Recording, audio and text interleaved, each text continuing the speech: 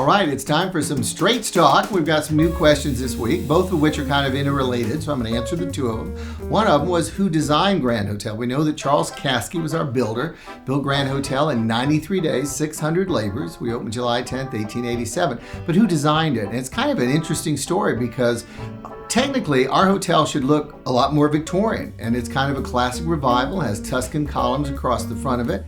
That was the work of Mason and Rice. Mason and Rice were an architectural firm in Detroit, and they were contacted by the company that built us. That was called the Mackinac Island Hotel Company, and that was a coalition of 2 railroads and a steamship navigation company. And I think the most interesting thing is they said they don't want us to look Victorian, Queen Anne revival, which was the high style at the time. This is what they said, literally. They said they want something that looks classic and elegant 100 years from now. Friends, it's been 133 years, and when you come up on the boat, you can tell the Victorian houses on the east and west bluff by their architectural design, but when you see Grand Hotel, it's just the way it's supposed to look. It's got colonial revival influence and the beautiful Tuscan columns out front. Mason and Rice, major architectural firm. Probably the most famous things they did were some firehouses. They did the police station in Belle Isle, some significant churches as well. And one of my favorite little sidelines with this is probably the most famous industrial designer of our times, Albert Kahn.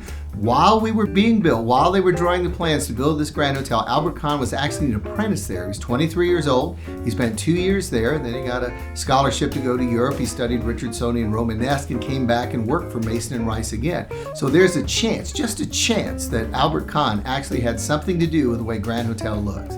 Second question we had was about our new dormer rooms, and we're in one of our new dormer rooms. They're extremely beautiful and dynamic, and they have a great history too.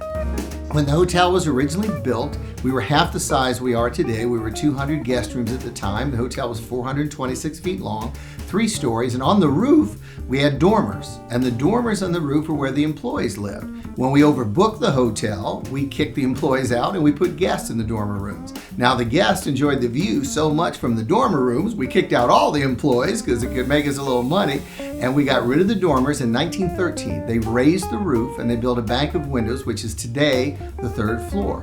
Since the original hotel, we've had 37 major expansions from 200 rooms to 397 rooms.